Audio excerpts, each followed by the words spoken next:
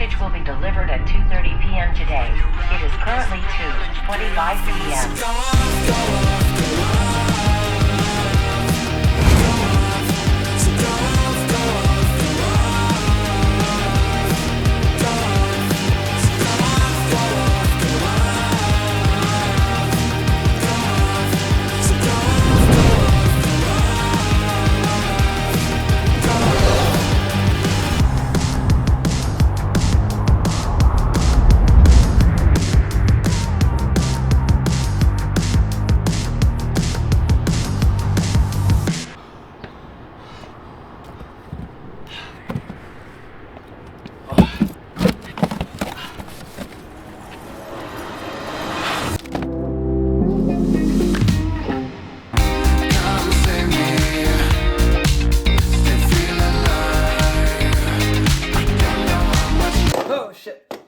This is the all-new Insta360 Sphere. Well, actually, take this off.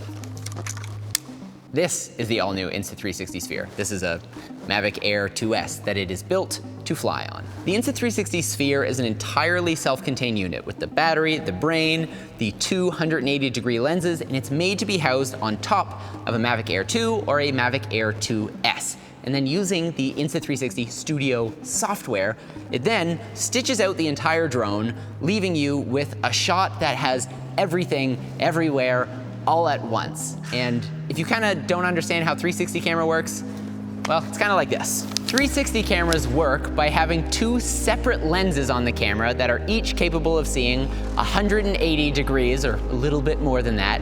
And then in post, it stitches together those two images in order to create this, which is a 360-degree spherical image with 5.7K of resolution that you can then zoom in, zoom out, you can pan it, you can tilt it, you can create these wild, tiny planet scenes, or you can really do whatever your imagination comes up with. Also, this video is sponsored by Insta360, who I've been working with for several years now because I think they make really interesting products that are different than everything else you find on the market. And they fill niches that you probably haven't filled before. Probably almost none of you watching this have a 360 camera that flies in the air with an invisible drone that you can point anywhere that you want. I bet you don't have this.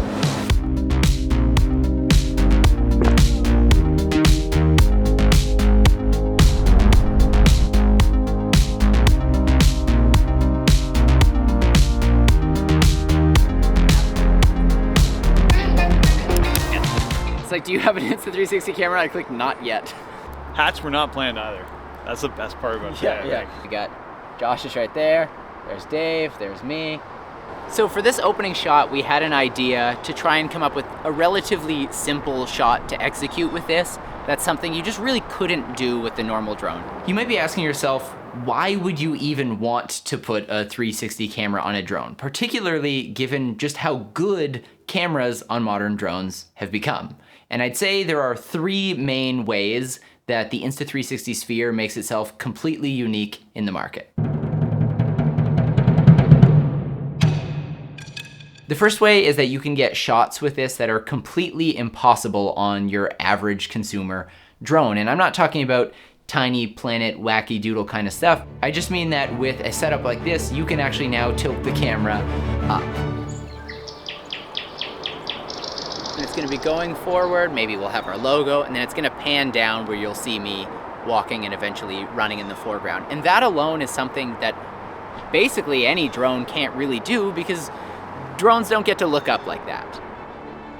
And at that point, if I was a viewer and I didn't know about this, I'd be thinking, oh, this must be either a 360 camera on a selfie stick or maybe a camera on a gimbal on a big selfie stick. I'm not really sure.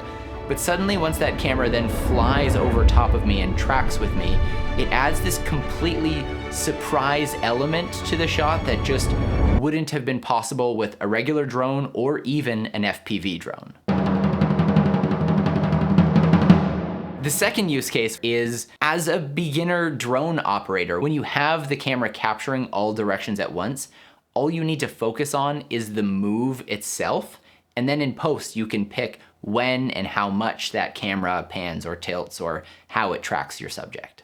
So we're trying to get this shot that is taking us from the greenery into the city, or at least this neighborhood here. We wanted to have kind of like this FPV banking turn, so we're gonna be able to like rotate the horizon to make it feel a bit more action-packed. It makes it way easier for me though. But don't include any of this, and let's just say I flew FPV and learned it in a day.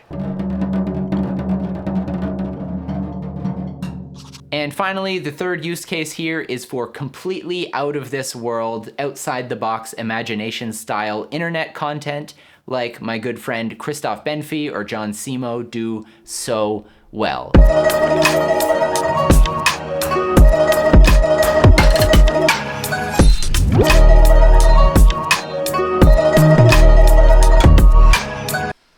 Ow! Christoph, I was gonna ask you some questions for this video, but you have your own video, so I'm just gonna tell people to watch your video.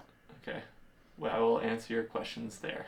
Yeah, please answer all my questions in your video. Maybe you should tell me what the questions are so that I can ensure that they are correctly answered. Nope. Bye-bye. What's the jack of all trades expression?